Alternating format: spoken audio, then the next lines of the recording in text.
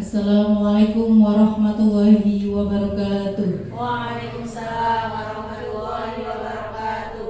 Alhamdulillahirabbil alamin wa bihi nasta'in wa la umuri dunya waddin.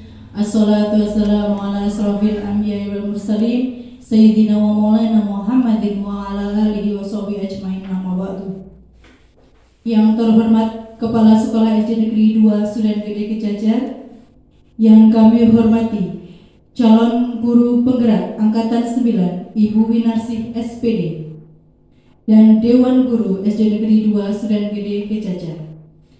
Pertama-tama marilah kita panjatkan puji syukur kehadirat Allah Subhanahu wa Ta'ala yang telah melimpahkan rahmat dan karunia-Nya sehingga pada pagi hari ini kita dapat berkumpul dalam acara diseminasi budaya positif di sekolah tanpa halangan suatu apapun.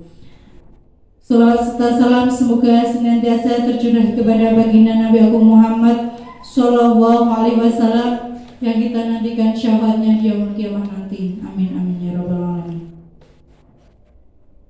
Sebelum acara dimulai, saya akan bacakan susunan. Acara yang pertama pembukaan, acara yang kedua sambutan Kepala Sekolah SD Negeri 2 Sudan Gede, acara yang ketiga sesi presentasi, acara yang keempat tanya jawab dan diskusi, acara yang kelima refleksi, dan acara yang keenam penutup. Sebelum acara dimulai,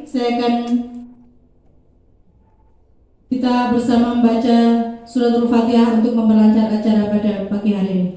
Al-Hadiniya Al-Fatihah. A'udzubillahi minasyaitonirrajim. Bismillahirrahmanirrahim. Alhamdulillahirabbil alamin arrahmanirrahim maliki Iyyaka na'budu wa iyyaka nasta'in ihdinas siratal mustaqim shiratal ladzina. Terima kasih. Acara selanjutnya yaitu sambutan Kepala Sekolah SD Negeri 2 Sudan Gede. Kepada beliau kami persilakan.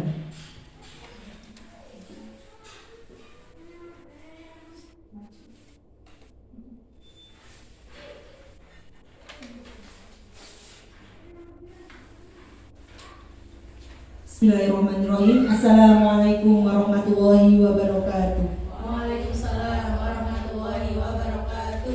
Alhamdulillahirabbil alamin wa bihi nasta'in wa ala umuri dunya waddin. Wassalatu wassalamu ala asrofil anbiya'i wal mursalin wa ala alihi wa sahbihi ajmain, amma ba'du. Kepada yang kami hormati Dewan Guru SD Negeri Sudan Gede 2, yang kami hormati Ibu Winarsih SPD, pertama-tama marilah kita panjatkan puja dan puji syukur kehadirat Allah Subhanahu wa Ta'ala yang telah memberikan kita kesehatan sehingga kita dapat bertemu pada pagi hari ini. Sholawat serta salam senantiasa kita sanjungkan kepada junjungan kita Nabi Agung Muhammad Sallallahu Alaihi Wasallam yang semoga kita semua mendapatkan syafaatnya di yaumul kiamah nanti. Ibu-ibu yang kami hormati, pada kesempatan yang berbahagia ini kami selaku Kepala Sekolah mengucapkan selamat kepada Ibu Winarsih SPD atas terpilihnya menjadi guru penggerak angkatan ke-9 ya. Kegiatan ini juga menjadi motivasi ya ibu-ibu. Semoga kita semua bisa mengikuti jejak beliau menjadi guru penggerak untuk angkatan yang akan datang. Untuk itu mari kita ikuti kegiatan diseminasi budaya positif di sekolah dengan semangat dan bahagia ya. Tidak bijak jika kami berpanjang lebar dalam memberikan sambutan. Cukup kiranya kami akhiri ya. Kami akhiri billahi taufiq wal hidayah. Wassalamualaikum warahmatullahi wabarakatuh.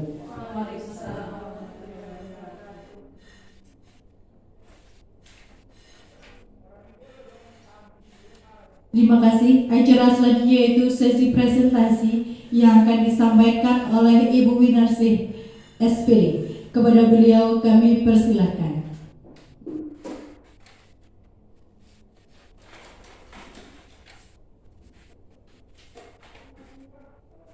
Assalamualaikum warahmatullahi wabarakatuh. Waalaikumsalam warahmatullahi wabarakatuh. Bismillah, alhamdulillah, la haula wala quwata illa billah. Rabbi Rabbi zidni ilmah warzuqni fahmah. Amin.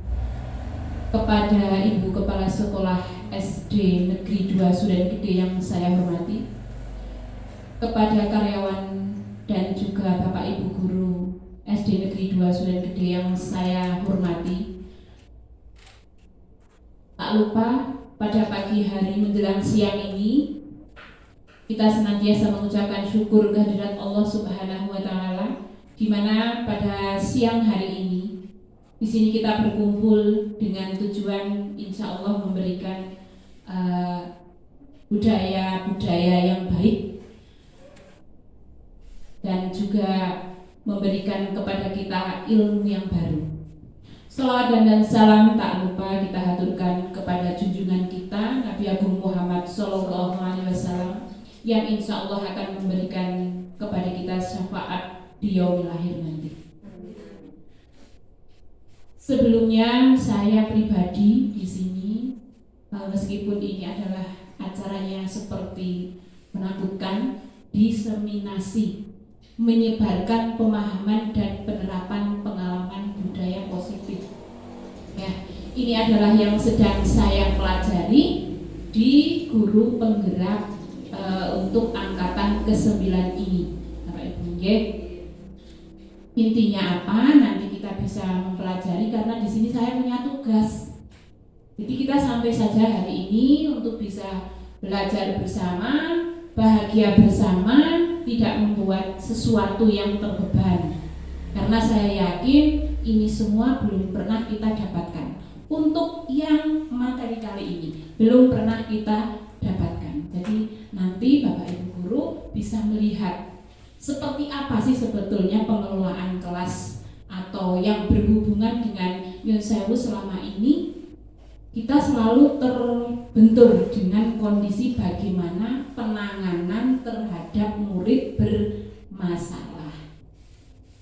Kita sering sekali curhat gitu oh kok ada murid loh di kelas saya seperti ini. Nah, nanti kita terapkan seperti apa. Bu. Nah, ini ada. Langsung. Tapi sebelumnya saya terima kasih dulu dengan Ibu Kepala yang sudah memberikan waktunya, tempatnya, beserta para gurunya yang monggo Win yang memberikan banyak sekali kesempatan pada saya. Mohon maaf kalau tadi agak mengganggu. Di sini saya sampaikan, Bapak Ibu, ini ada konsep budaya positif. Budaya positif itu apa sebetulnya? Perubahan paradigma belajar. Kita selama ini kita mempunyai sebuah paradigma atau pemikiran, atau mindset terhadap belajar itu seperti apa? Nanti kita pelajari bareng. Ada lagi disiplin positif. Nanti kita ini akan belajar bareng untuk merumuskan sebuah konsep. Kebutuhan dasar manusia, sebetulnya kebutuhan kita sebagai manusia dalam pendidikan itu apa? Ada lagi motivasi perilaku manusia. Kemudian posisi kontrol guru. Nanti kita bisa menempatkan, misalnya Bu Us, saya di posisi apa ya, nanti bisa belajar. Kemudian nilai-nilai kebajikan kita sebagai guru yang akan ditularkan kepada sesama guru dan juga kepada murid. Ada keyakinan kelas dan nanti yang terakhir itu adalah segitiga restitusi. Kalau nanti mencukupi, kita akan praktek bareng tentang segitiga restitusi. Nanti ada yang jadi guru, ada yang jadi murid. Kita sekarang mulai dari pembelajaran dengan paradigma baru. Selama ini kita masih sering, sekolah itu ya membosankan, sekolah itu kan harus ada hukuman dan lain sebagainya. Sekarang kita buka yaitu tentang pembelajaran dengan paradigma baru. Di sini pembelajaran dengan paradigma baru adalah pembelajaran yang dirancang berdasarkan prinsip pembelajaran berdiferensiasi. Apa sih berdiferensiasi itu? Nanti kita belajar bareng. Ternyata nanti diferensiasi ini yang sudah belajar IKM pasti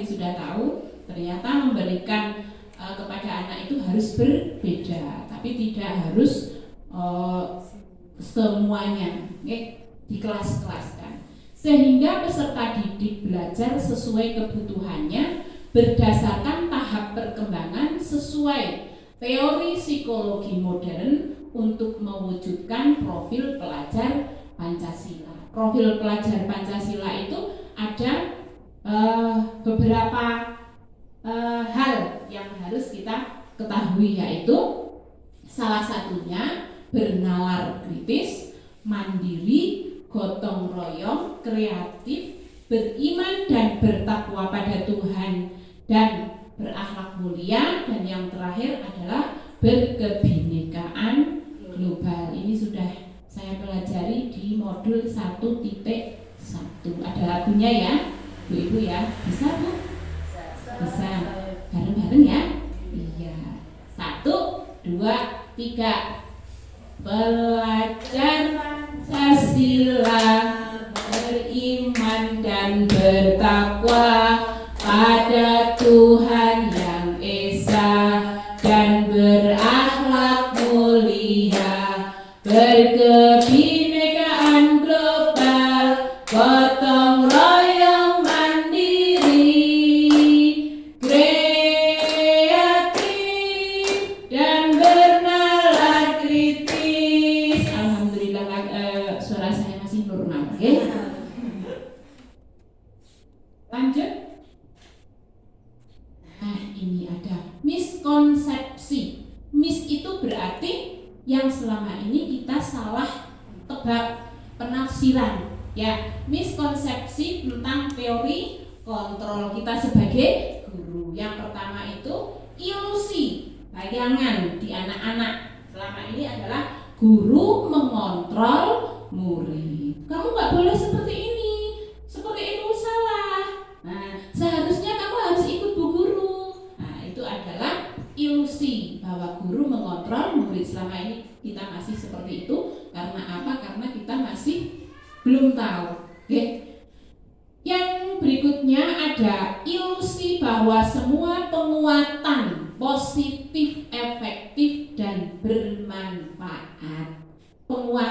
Penguatan kita, memberikan penguatan kepada anak itu pasti kita akan berpikir, oh itu pasti baik dan sangat efektif dan juga bermanfaat. Ternyata kepada anak itu belum tentu. Ternyata apa? Karena buktinya apa? Yang kemarin nakal sekarang masih nakal.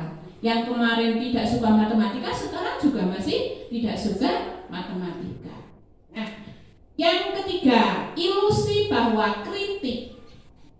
Sering mengkritik Bu? Wah, padahal sering. Kritik membangun gitu ya. Nggak ada kritik membangun. Bahwa kritik dan membuat orang merasa bersalah mampu menguatkan karakter. Inilah yang fatal, Bapak Ibu. Yang fatal itu seperti itu, kritik dan membuat orang merasa bersalah. Kamu itu seperti ini, kamu itu jangan membuat bu guru sedih, kamu jangan. Nah, anak jadi, oh, saya sudah bersalah ya Bu. Gitu ada. Ini ada peristiwa di kelas saya. Ada anak ketika salah itu ada gurunya yang hanya dilihat begini. Dia sudah begini. Apa ya? Apa ya? Gitu. Itu padahal baru saja dilihat. Nah, kemudian yang keempat, ilusi bahwa orang dewasa berhak memaksa. Bapak Ibu, jenengan kan di rumah ada roh, ada suami, ada istri, ada orang tua nggih. Nah, sering seperti itu nggih kita kalau dengan anak-anak kecil kan, kudu manut mae. Nek ora manut mae kok dia ora oleh maaf. Nah, gitu. Ya, itu adalah beberapa hal yang sering kita lakukan, mau diakui atau tidak. Lanjut ngomong. Ini mengubah paradigma stimulus respon ke pendekatan teori kontrol. Kalau tadi ya yang miskonsepsi itu adalah stimulusnya respon. Kita itu memberikan stimulus pancingan berupa responnya anak. Kalau kita sudah begini, anak kan sudah, oh, bu guru marah gitu ya. Berubah ke pendekatan teori kontrol. Di situ sudah saya tulis yang termasuk stimulus respon, yaitu realitas kebutuhan kita sama, itu tidak. Oke, selama ini kan kita menganggap murid bahwa matematika kabeh, wei perkalian kabeh, ya atau tidak? Oke, padahal itu tidak boleh, karena ada yang sudah menguasai perkalian, ada yang tahapnya adalah baru penjumlahan meskipun di kelas yang sama. Nah, teori kontrolnya apa? Realitas kebutuhan kita berbeda. Yang kedua, semua orang melihat hal yang sama. Oh, kayak bocah kelas papat kabeh. Berarti kayak bocah adidas sinau perkalian kabeh, gitu ya. Nah, teori kontrolnya setiap orang memiliki gambaran berbeda. Punya tingkat, seperti kita sedang menapak di tangga. Ya, tangganya kan satu. Tangga itu kita ibaratkan adalah kelas, satu kelas. Nah, stimulus respon yang ketiga, kita mencoba mengubah orang agar berpandangan sama dengan kita, memaksa tadi. Nggih. Wis ngerti borong sih? Nek loro ping loro kowe papat. Nah, nek belum tahu kok ditanya wis ngerti po? Urung gitu nggih. Ya, teori kontrolnya kita berusaha memahami pandangan orang lain tentang dunia. Kamu sampai mana? Nah, kalau ada misalnya yang sudah tahu hanya baru sekitar Indonesia, ternyata ada yang sudah sampai ke Malaysia. Nah, gitu. Yang selanjutnya, orang lain bisa mengontrol saya. Orang lain bisa mengontrol saya. Ternyata di teori kontrolnya hanya Anda atau hanya kita yang bisa mengontrol diri kita sendiri. Kontrol yang seperti apa? Bukan kontrol yang salah. Oke, kontrolnya adalah contoh, bisa membedakan baik dan buruk. Nah, lanjut.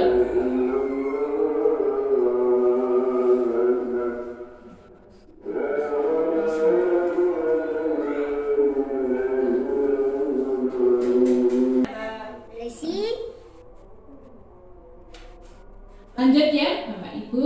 Untuk yang berikutnya, stimulus respon yang berikutnya adalah pemaksaan ada pada saat bujukan gagal.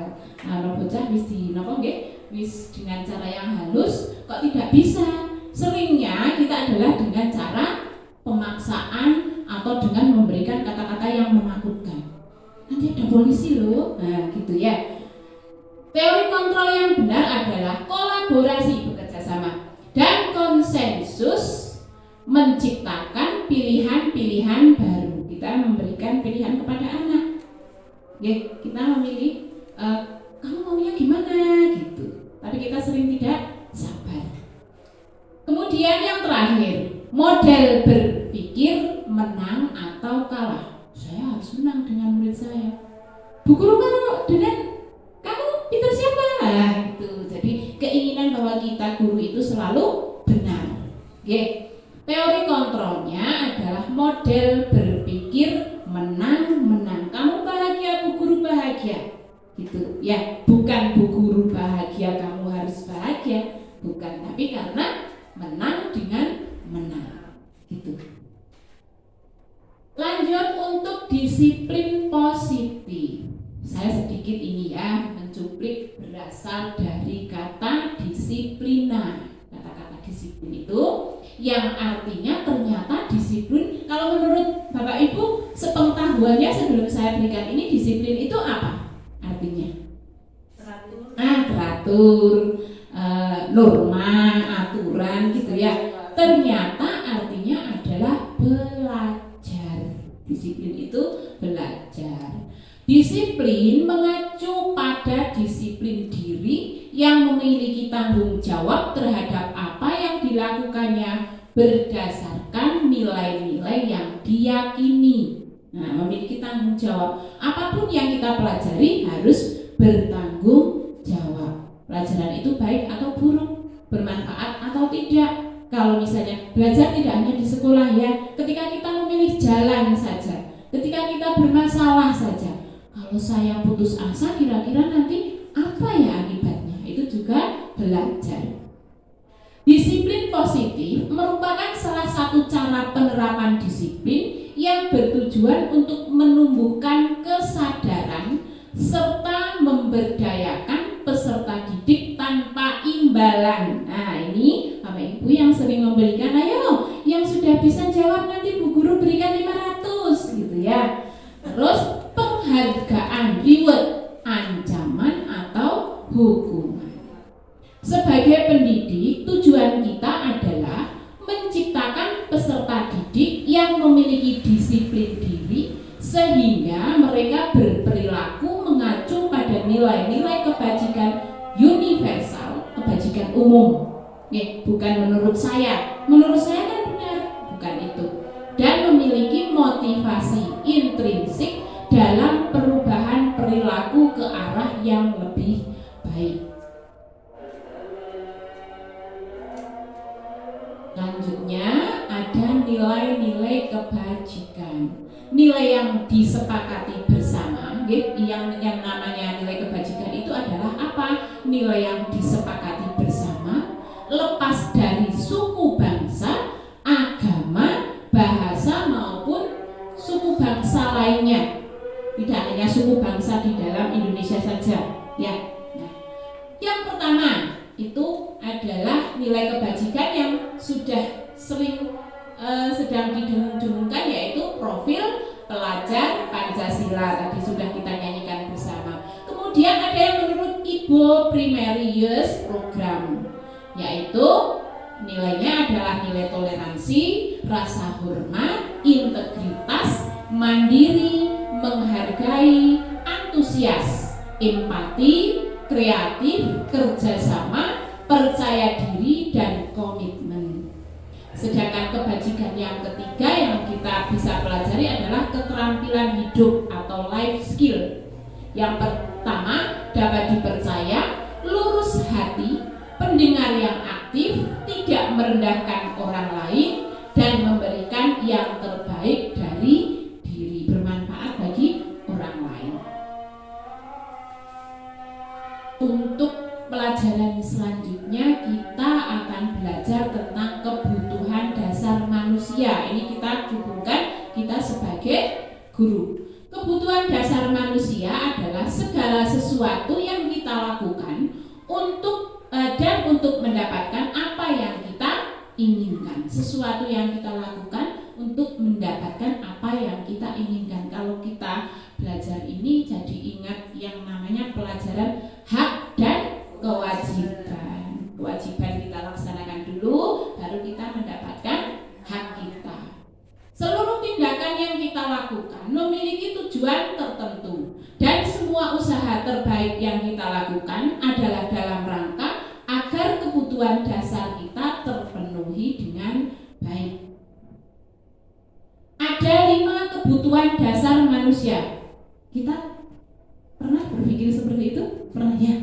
Ya, yang satu bertahan hidup. Ini kemarin ketika sedang loka karya bertahan hidup, Bu, bertahan hidup, ternyata apa? Mintanya adalah, Bu, kebutuhan dasar manusia, Bu, apa? Ini sudah jam 12, Bu, bertahan hidup. Apa? Snacknya mana snack? Nah, ternyata ada. Bertahan hidup adalah makanan, pakaian, tempat tinggal, keamanan, dan kesehatan. Ya. Yang kedua, kasih sayang dan rasa diterima. Rasa diterima, diperdulikan. Nah, kita sering ya kok nyongkoy ora ditompo gitu ya. Terus diperdulikan, berbagi, kerjasama, menjadi bagian dalam kelompok. Ketiga, penguasaan. Penguasaan ini berdasarkan apa? Merasa dihargai atau harga diri, keinginan untuk dianggap, ini sering kita memaksa. Terus memimpin, berprestasi, diakui, didengar. Sedangkan kebutuhan yang keempat adalah kebebasan. Contohnya mandiri, kita bebas untuk mandiri, kita bebas untuk menentukan sikap, memilih pilihan, mencoba hal baru, mampu mengendalikan arah dirinya. Nah, yang kelima, kesenangan. Kesenangan dengan bertahan hidup ternyata hampir sama. Kesenangan dengan makanan, dengan pakaian, tempat tinggal, keamanan, dan kesehatan. Jadi untuk dua ini bisa bersama. Sekarang ada motivasi untuk kita manusia berperilaku. Ada motivasi ekstrinsik, X itu dari luar, okay? Dan ada motivasi intrinsik dari dalam diri kita. Motivasi ekstrinsik itu contohnya untuk menghindari ketidaknyamanan atau hukuman. Mangsane hukum ya hukum. Kenapa kita menghindar? Kalau kita memang salah. Tapi kan kadang kan kita tidak mau terima itu. Polisi apa harus dikulah? Nah gitu misalnya ya. Saya kan tidak salah. Nah, kemudian untuk mendapatkan imbalan atau penghargaan dari orang lain. Oh, kayaknya tadi sudah betul ya mengerjakannya. Kok Bu Guru menilai saya cuma 80 ya? Itu kan dari mana? Luar, pengaruh dari luar. Bagaimana kita harus legowo untuk menerima hal itu dari lingkungan kita. Nah, yang paling baik itu adalah motivasi intrinsik, yaitu untuk menjadi orang yang mereka inginkan dan menghargai diri sendiri dengan nilai-nilai yang mereka yakini. Jadi ketika saya bergerak, kok orang lain kok tidak pada suka, oh kita harus memperbaiki diri. Itu yang paling bagus, motivasi dari dalam. Ada beberapa hal nanti kita bisa belajar dari sini, yaitu ada motivasi-motivasi ini akan melahirkan hal seperti ini, Bapak Ibu ya. Yang pertama adalah hukuman. Hukuman itu tidak terencana atau tiba-tiba. Pernah merencanakan hukuman, Bapak Ibu? Belum. Mengko anak nyong bini sekolahan langsung tak keplak. Wah, misalnya itu tidak ada. Kalau kita maunya kan, kalau anak kita pulang, kita sayang kan gitu, kita tidak pernah tahu mereka melakukan apa di luar. Murid tidak tahu apa yang akan terjadi atau tidak dilibatkan. Ada hukuman nyang-nyangan? Tidak ada. Kamu mau pilih, mau disentek apa mau dijewek? Ya nah, yuk gak mau pasti, ya kan? Tidak ada nyang-nyangan gitu. Bersifatnya satu arah, hanya dari guru. Terus yang keempat berupa hukuman fisik atau psikis. Fisik dicubit, psikisnya dengan kata. Yang kedua adalah konsekuensi. Konsekuensi ini terencana, biasanya tertulis, disepakati atau sesuai aturan. Ada aturan itu loh, kamu lihat apa tidak? Itu sudah ada norma itu di situ, sudah ada aturan kelas, gitu ya. Terus murid tetap dibuat tidak nyaman karena kadang apa yang dilihat guru hanya kesalahannya saja, tapi guru tidak pernah menegur alasannya melakukan itu. Kemudian sikap guru selalu memonitor murid, gini terus ya sama murid. Ada yang seperti itu? Ayo gitu. Nah, ini ada yang hitam-hitam, restitusinya kok hitam ya? Itu artinya adalah yang sekarang harus kita pelajari. Yang pertama, proses menciptakan kondisi bagi murid untuk memperbaiki kesalahan. Kemudian proses kolaborasi gitu ya, kerjasama yang mengajarkan murid untuk mencari solusi sendiri. Kita hanya mancing-mancing, hei kamu tadi berperilaku seperti itu, kamu terlambat gitu, menurut kamu itu perilakunya betul apa salah ya? Nah, gitu. Itu. Kemudian nanti akan kita lanjut lagi. Langkah selanjutnya. Bapak Ibu guru, di sini nanti kita akan belajar untuk introspeksi diri. Kita itu sebetulnya ada di posisi kontrol sebagai guru yang mana? Ini ada 5 posisi kontrol guru. Yang pertama penghukum, yang kedua pembuat merasa bersalah, ketiga sebagai teman, yang keempat sebagai pemantau, yang kelima sebagai manajer. Kita lanjut pelajari satu persatu beserta dengan contohnya. Nah, ini ada contoh penerapan 5 kontrol guru. Kasusnya, siswa tidak memakai atribut lengkap saat upacara. Wah, ini tersinggung semua ini Bapak Ibu guru ya. Maju, sini, Jajar sama Bu Guru jadi pembina upacara, gitu, ya kan? Nah, sering seperti itu. Penghukum itu biasanya, ayo hormat kepada bendera selama 1 jam. Itu menghukum tanpa mereka tahu kondisi anaknya. Saya pernah juga seperti itu. Ternyata disuruh maju, dia itu punya apa ya? Punya perasaan grogi, malunya itu lebih tinggi. Jadi dia seperti kaget gitu, sampai rumah dia pingsan. Kita nggak tahu kan? Kita nggak tahu. Kemudian besoknya tidak sekolah. Waktu itu saya masih di SD yang lainnya. Yang kedua, pembuat merasa bersalah. Itu kata-katanya biasanya, berapa kali Bapak Ibu Guru harus memberitahu kamu, kamu selalu saja mengecewakan Bapak Ibu Guru. Yang kecewa kan hanya guru. Kita nggak tahu anak kecewa atau tidak. Sebagai teman, ini agak ada halusnya, tapi tetap kita yang bertindak. Ayo dong ikuti aturan sekolah, tolong bantu ibu, bapak sekali ini. Ya sudah, tidak apa-apa, lain kali jangan berbuat seperti ini lagi ya. Efeknya adalah anak seperti itu hukumannya, gitu ya. Yang keempat, sebagai pemantau. Pemantau itu selalu memonitor tadi.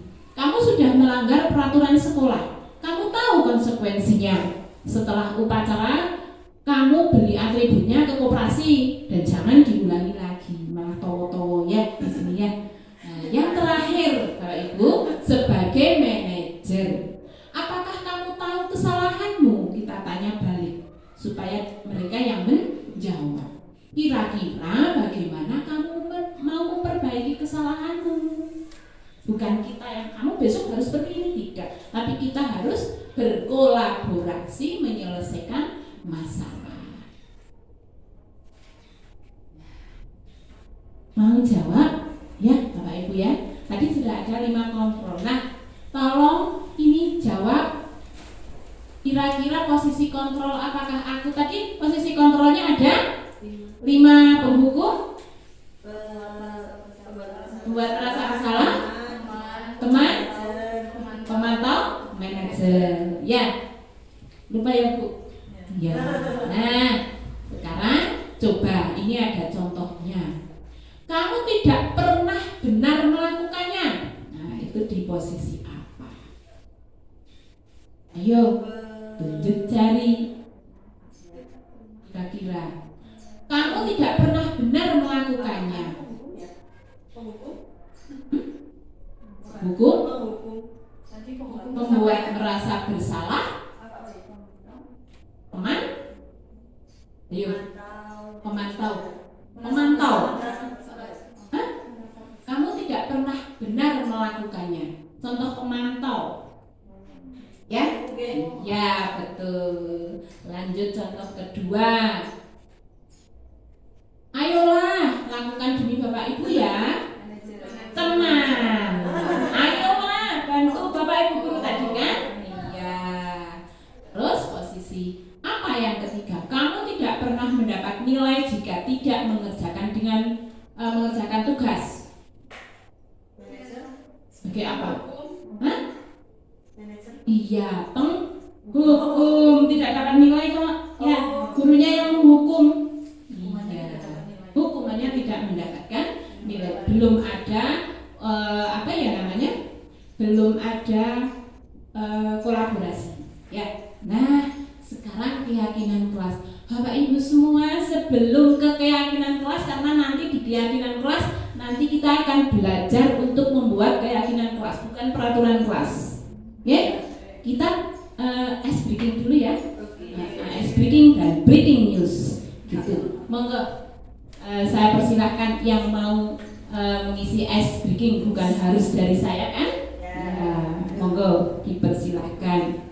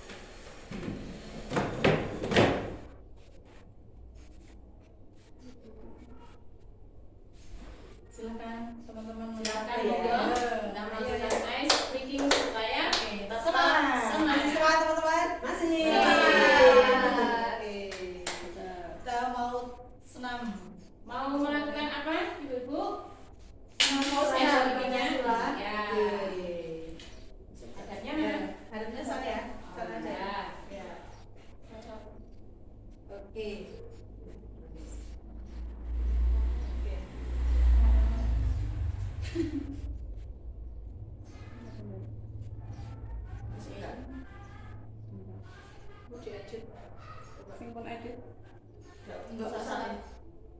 Yang waktu itu.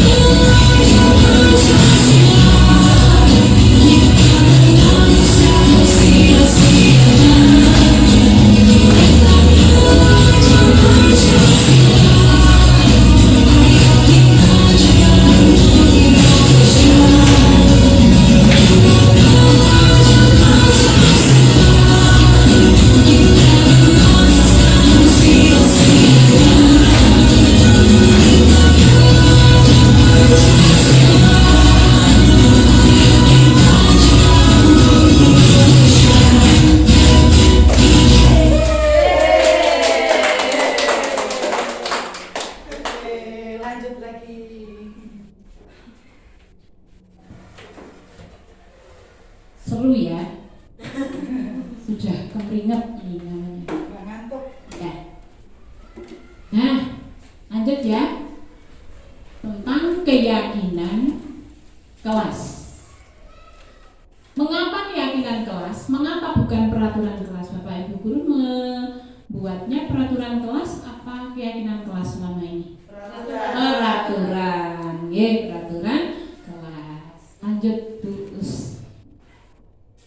Pembentukan keyakinan kelas itu harusnya memenuhi syarat apa saja? Yang pertama adalah bersifat abstrak. Abstrak itu nyata atau tidak? Nyata. Oke, nyata. Terus berupa pernyataan universal. Pernyataannya itu secara umum. Jadi anak-anak bisa mengetahui semua. Jangan pakai bahasa Inggris yang anak-anak tidak tahu.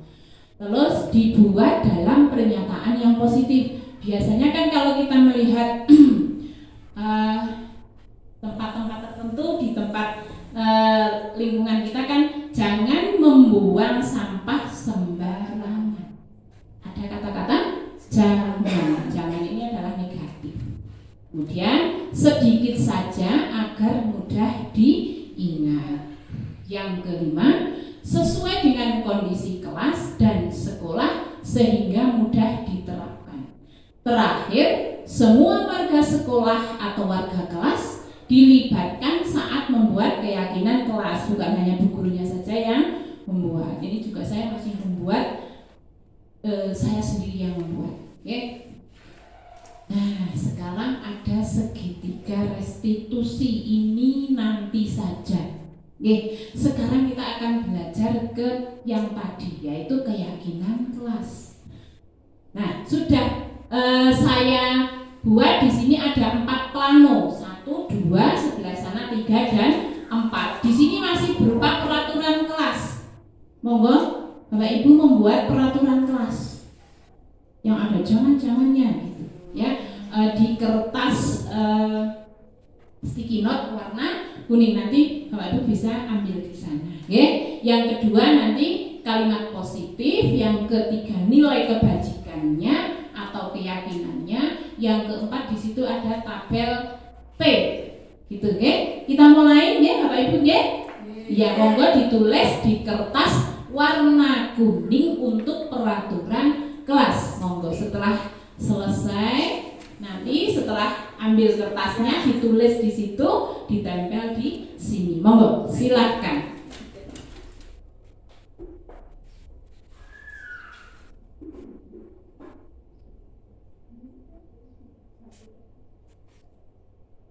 Monggo ditulis dulu, kemudian nanti ditempel. Saya juga mau menulis.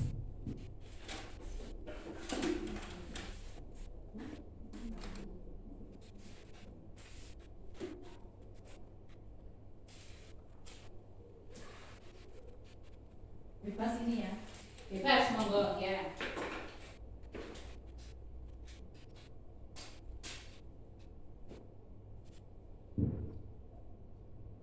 Monggo yang sudah boleh ditempel di yang nomor 1. Ada peraturan kelas.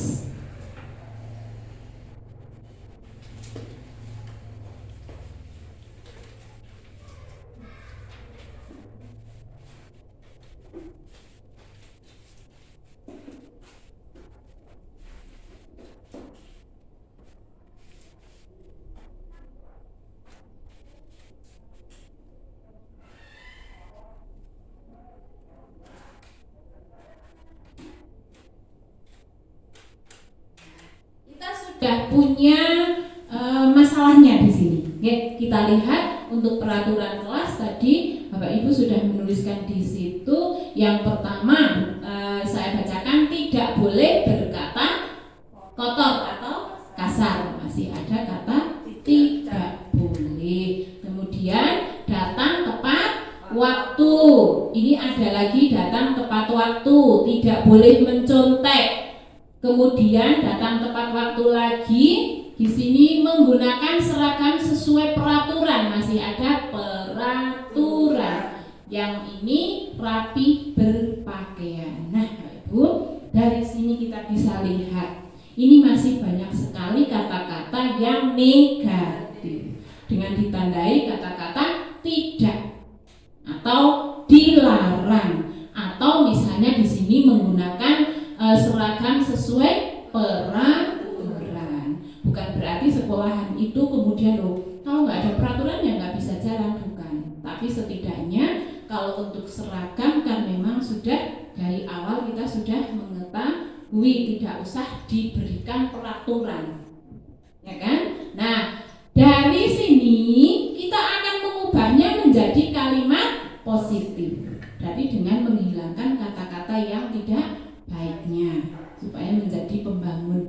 Monggo Bapak Ibu bisa ambil kertas warna pink, kemudian ditulis untuk kata-kata yang positif. Silakan.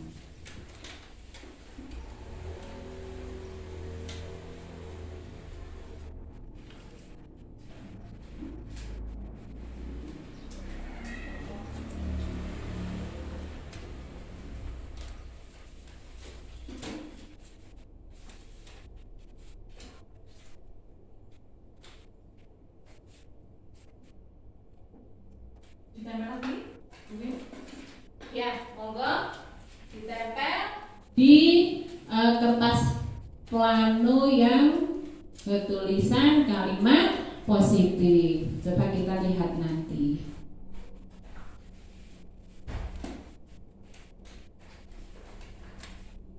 Ya, dari beberapa peraturan kelas tadi kan banyak sekali yang sama. Ini kita kerucutkan lagi menjadi kalimat positif. Bersikap jujur berasal dari peraturan yang mana? Tidak boleh mencontek. Kemudian menjadi anak disiplin dari kalimat menggunakan seragam sesuai peraturan dan tepat waktu.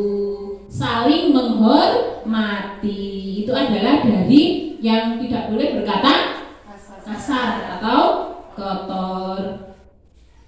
Ada lagi di sini kita menjadi anak mandiri. Contohnya adalah tadi sana tidak boleh mencontek. Yang di sini berkata sopan. Iya, itu sudah bagus, itu untuk kalimat positif. Ternyata untuk membuat keyakinan kelas banyak sekali stepnya.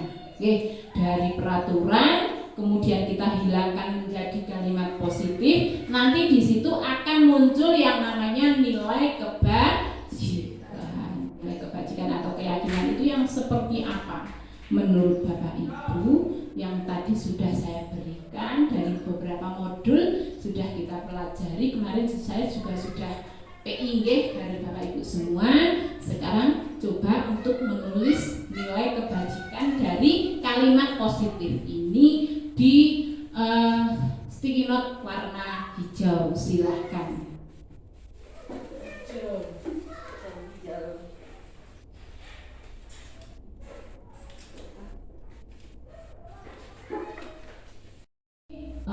Ada berapa nilai kebajikannya yang tadi sudah saya sampaikan ya, beberapa nilai kebajikan. Nah, banyak ya, banyak sekali. Nah, di sini ternyata nilai kebajikannya adalah saling menghormati. Untuk yang mana? Untuk yang tidak berkata atau yang berkata sopan itu kan untuk menghormati orang lain. Kemudian kita menjadi anak yang mandiri, tidak apa yang peraturan kelas yang mandiri, tidak mencontek ya. Kemudian berkata sopan, itu adalah tidak boleh berkata kasar atau berkata kotor. Menjadi anak disiplin, dari tidak terlambat. Yang terakhir bersikap jujur, itu juga yang dari tidak mencontek. Oke, ya. Nah, itu tadi keyakinan kelas. Nah, sekarang yang tabel T, apa itu tabel T? Tabel T itu yang tampak seperti, jadi yang bagus-bagus. Oke. Dan tidak tampak seperti. Kok ini anak seperti ini gitu, maka kita bisa lihat di tabel T. Monggo yang mau ngisi tabel T, saya persilahkan untuk sticky note warna oranye. Bu Us mungkin mau nulis yang tampak seperti, yang positif-positif, atau Bu Mazi mungkin mau memberikan contoh yang tidak tampak seperti. Dunia, monggo.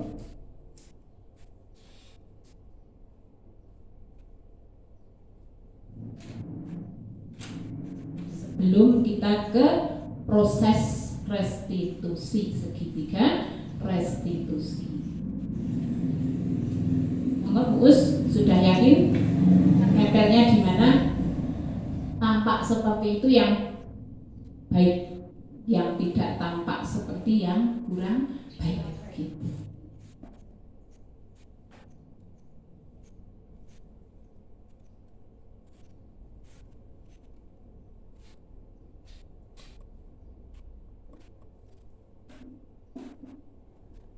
Hanya 3 yang berani.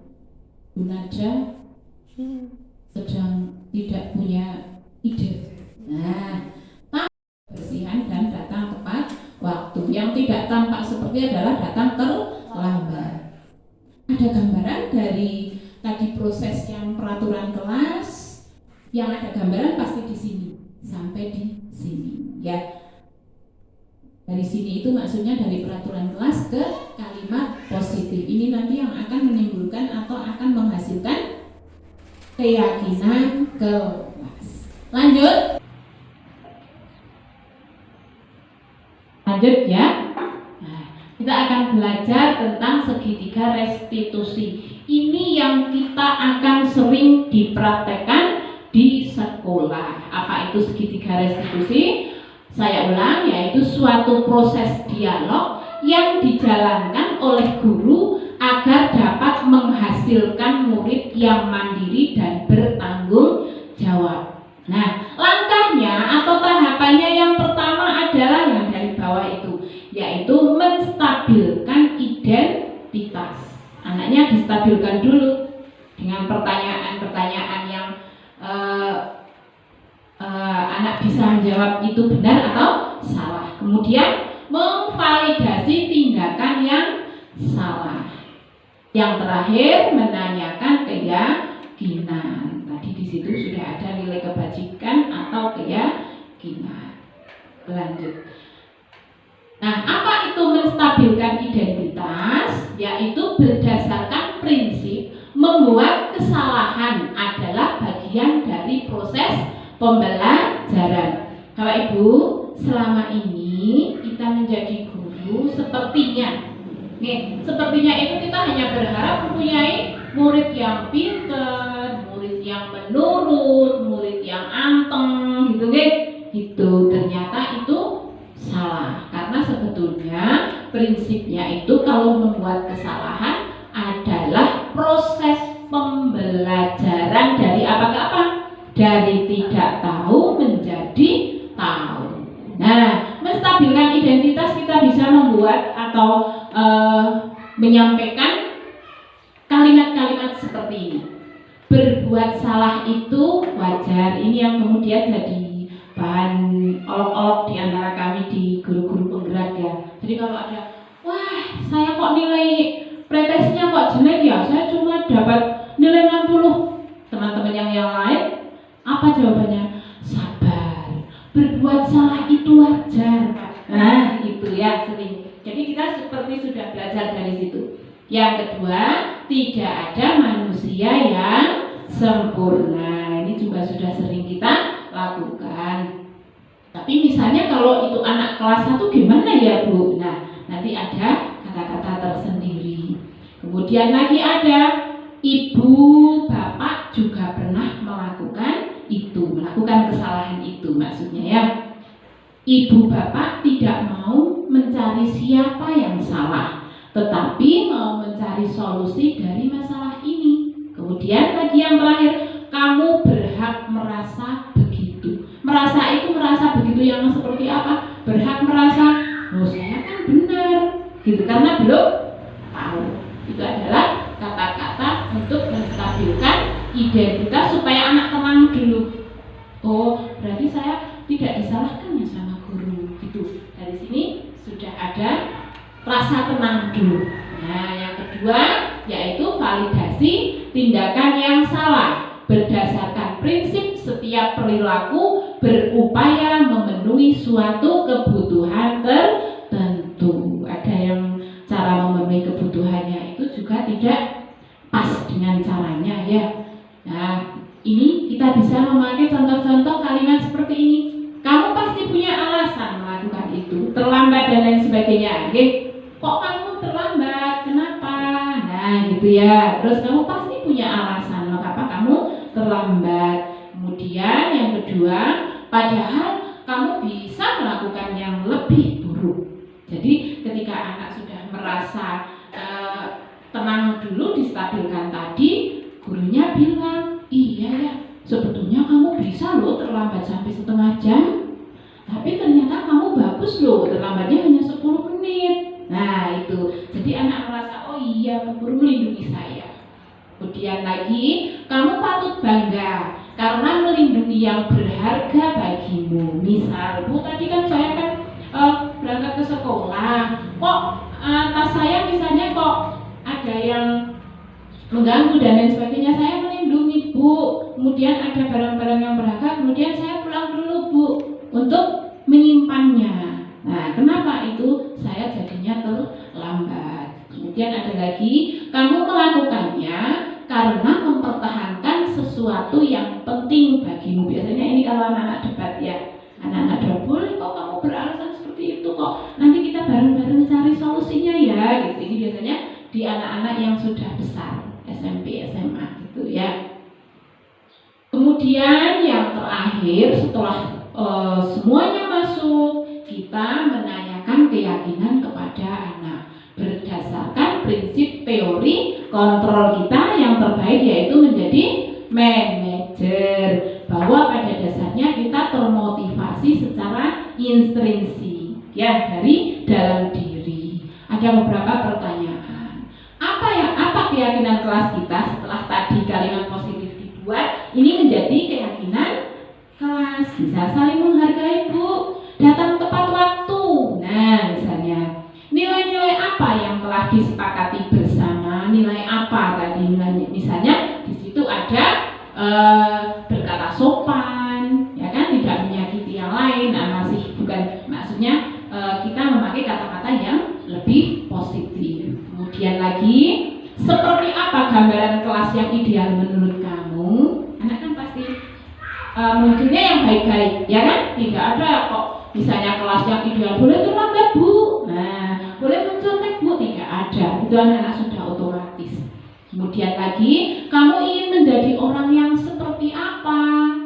Nah, pinginnya kan pasti, oh saya mau jadi pencuri, nggak ada ya? Tidak ada. Pasti anak-anak secara nalurinya dia adalah manusia yang tampil dalam keadaan yang baik. Ya, meskipun tidak ada manusia yang sempurna, tapi kembali lagi bahwa kita termotivasi secara intrinsik. Apa yang kita lakukan pasti ada pertanggungjawaban. Kemudian yang terakhir, apa yang akan kamu lakukan untuk memperbaiki ini supaya tidak terlambat? Kemarin saya membuat video segitiga restitusi ini, mengangkatnya adalah satu, anak yang terlambat, yang kedua anak makan di kelas. Ternyata mereka terlambat karena tadi malam main game ya, yang makan di kelas itu karena belum sempat sarapan. Nah, itu. Lanjut di sini sebelum penutup, Bapak Ibu mau ada pertanyaan untuk saya, mungkin kita bisa sharing bareng-bareng tentang restitusi, pelajaran untuk restitusi. Monggo segitiga restitusi. Silakan.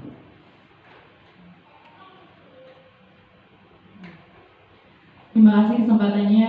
Saya ingin bertanya, di kelas saya itu ada kasus anak yang kadang-kala sih nggak sering, tapi ada kalanya berkata kasar atau kurang sopan, entah itu bercanda atau bagaimana.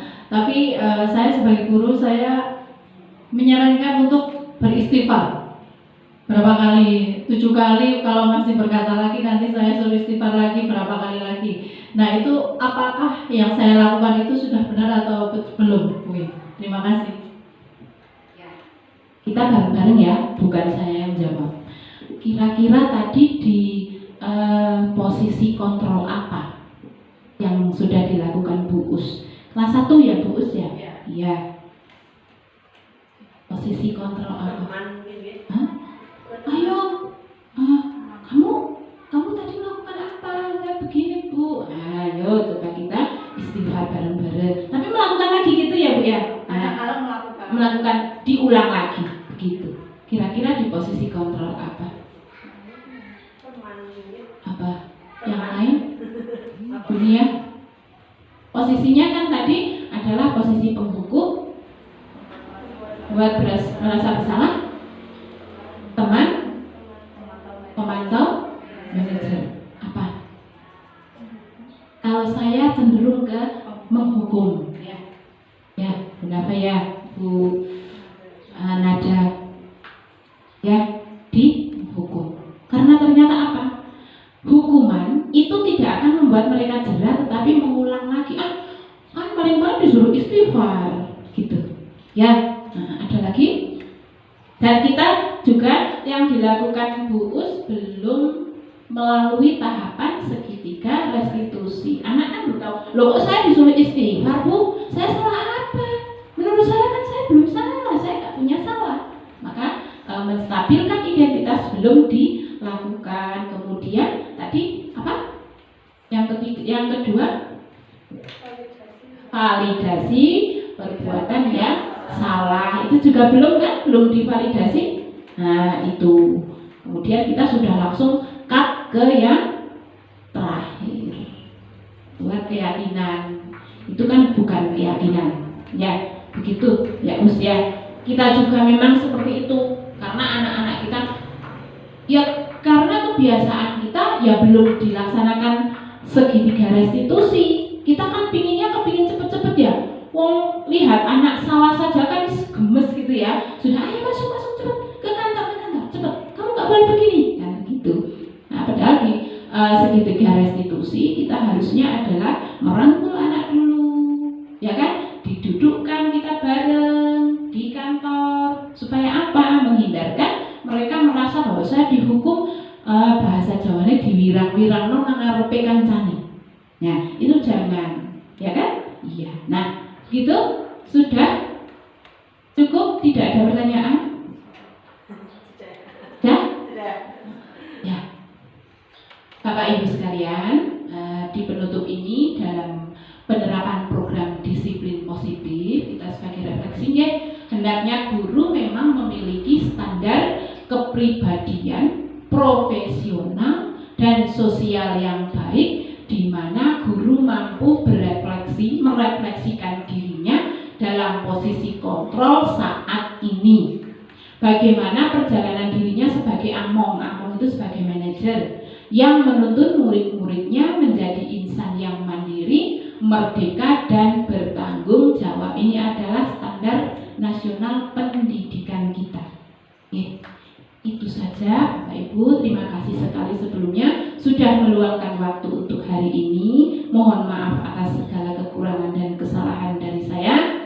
Saya akhiri dengan istighfar, astaghfirullahaladzim, wassalamualaikum warahmatullahi wabarakatuh. Waalaikumsalam warahmatullahi wabarakatuh.